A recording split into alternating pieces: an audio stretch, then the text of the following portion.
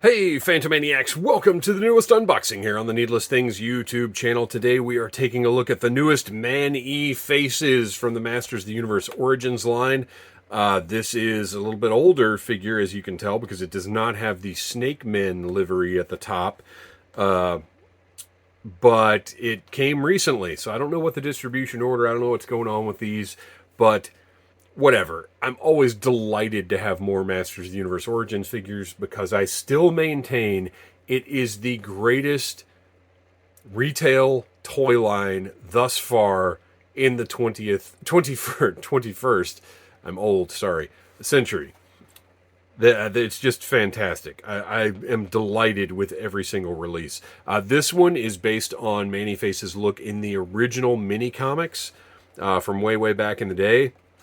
You see you got some great art up here at the top with his face kind of halfway between changes. And then on the back, very interesting that it does not have any kind of cross-sell or anything. It's just this wild art that might be representative of how he was first presented in the Minicomics. But anyway, there he is. I didn't even notice this art until just now because when I get new stuff in that I know I want to review, it goes into a tote to kind of wait to the side, and I don't look at it too closely. So this is interesting. No cross-sell, no nothing. So was this originally supposed to be like a Mattel Creations release? Because that's what this looks like. Whatever the case, let's open him up. And I do know there was some confusion about retailers because it was available on Amazon, but then Amazon canceled everybody's orders. I got mine from Big Bad, and it was one of the figures, the Wave. He's got his own mini comic too. Huh. This is interesting. The rest of the figures that were put up for pre-order at the same time as this Man-E Faces kind of went up everywhere at the same time, and then he was different and separate. Interesting. We've got our nice little line drawing of all of the points where the figure can be separated so you can mix and match with other Masters of the Universe Origins figures. And I am going to have to check out this mini comic. Wow. Very interesting. And these are fantastic. I think I've said it every time. I really hope that like Dark Horse or somebody collects all of these because they deserve it. They deserve a nice collection. Okay, let's get Man-E Faces out of his little plastic tray here. I hate the plastic tabs, but I will say this. At least Mattel uses plastic tabs with a lot of stretch and flexibility.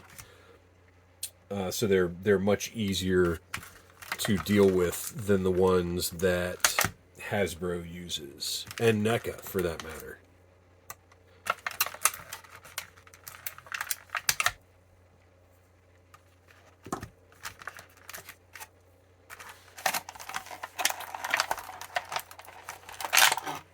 And don't worry, I have the original Origins Man-E Faces sitting right here so we can compare the two figures, because there are some relatively significant differences.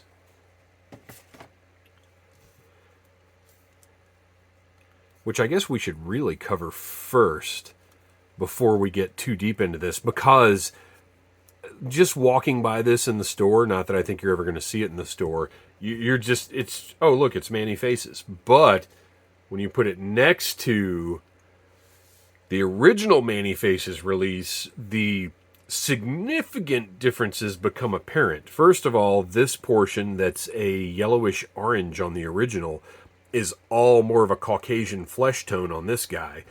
He's got full pants, whereas this one seems to have sort of a thigh-high boot situation.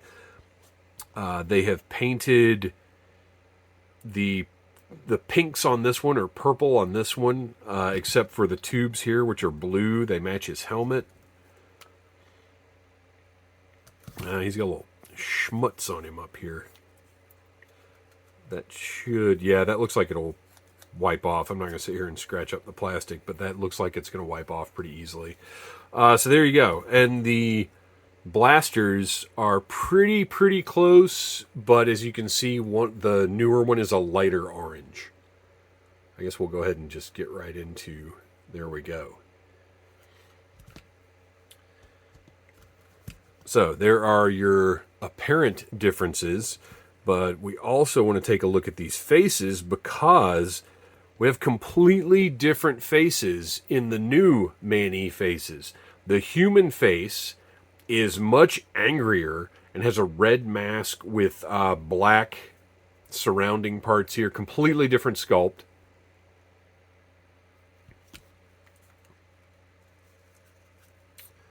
So I don't know. So the head turns, but is not detachable. I really liked the Masters of WWE figures that they did. You were able to actually pop that up and swap it out. But anyway, so there's that. The monster face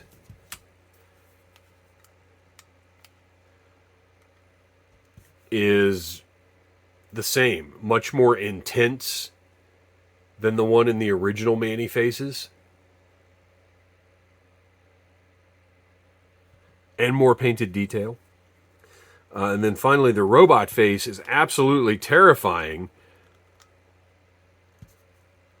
So on the original Origins Man-E faces, it's really kind of a neutral, almost go-body type face. This one is a face of horror that will haunt your dreams.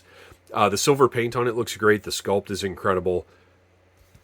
I do wish... Yeah, I really wish you could swap the heads between these two. But at the same time, I don't know that I would because I'm going to have both of these figures on the shelf. That's what I've been doing is I've got one shelf with kind of the standard releases and one shelf with the Minicomics or whatever other versions they come up with. I think I've got to display that face on this one. That is terrifying. I love it. All right, so there is, we'll set the other Man-E faces to the side. We're going to give this one his blaster that fits perfectly into his hand. You guys know how the articulation works on all of these. They're the perfect retail releases, in my opinion. That robot face looks so weird with the rest of this body, but I have to display that one because it is just awesome. So there you go. There is the new Man-E faces from Masters of the Universe Origins. I like it. It's going on my weird stuff, mini comic, whatever shelf. Now, as you know lately, you have not just been getting one Masters of the Universe Origins review, but two. Oh, I gotta zoom back out here.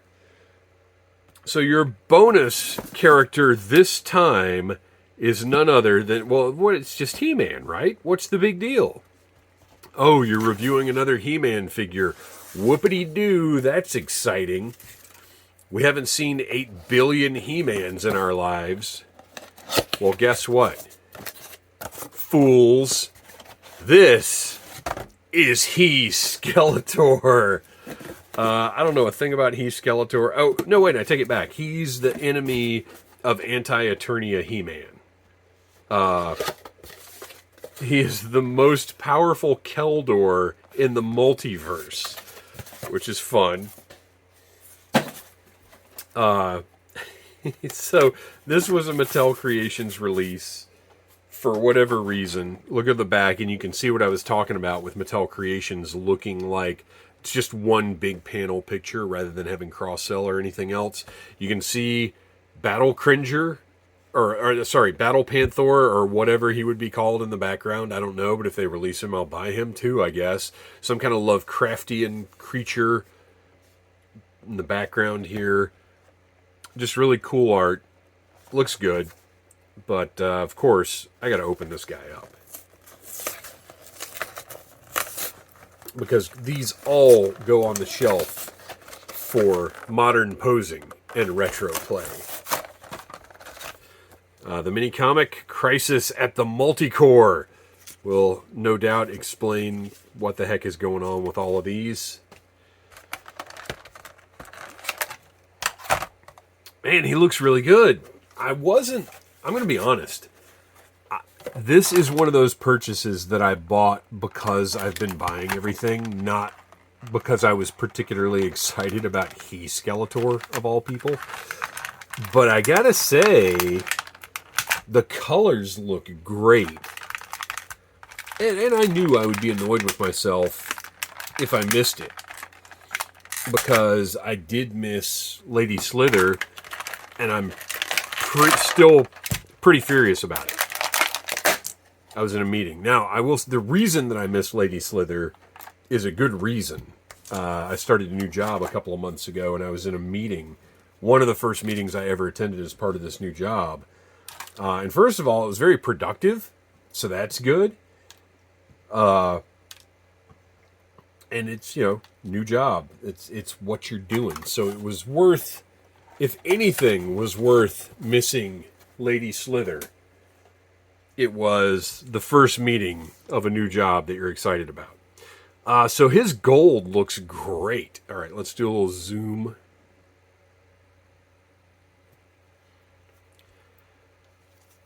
Yeah, the color combinations here are really nice. So it's just He-Man. We've seen him plenty of times. But, I mean, that's it. It's He-Skeletor. I don't know what else to say about it. It looks really cool. I dig it. I'm glad I've got it. The black hair is cool. He comes with all of the He-Man accessories, only in purple and gold, which is nice. I'm good with that. I'm just going to put his axe back here. Give him the power sword, which, by the way, is a solid power sword and is not halves. I kind of wish the sword was metallic, but also they have not been consistent with that throughout the line, so I also don't care. And there he is, He-Skeletor. I really like this one, and that's a lot of what this line is about, because there's so much reuse of parts, because that's the basis of any Masters of the Universe line, is the colors. And seeing the exciting different color combinations and how they're going to look on the shelf. And I got to say, this is a good one. That shade of gold that they've chosen for this really makes everything else pop in an interesting way. He's going to look great on the shelf, and I'm totally glad I got him. Absolutely worth it. So there you go. Man-E-Faces and He-Skeletor. Thanks for watching. Please like, subscribe, share, tell your friends about Needless Things. Does He-Skeletor does he have a thing he says? Does he say, I have the power, or does he say, like, I have the antimatter, or what is the deal? Oh, man, we've got a He-Keldor, or a Prince Keldor, I guess? I don't know. By the power of Grayskull. Okay, so he says, by the power of Grayskull, I have the power. Same deal. So there you go. Thanks for watching. Like, subscribe, share, tell your friends about Needless Things. And by the power of Grayskull, I have the power. Nya. Smash that like button if you like Needless Things.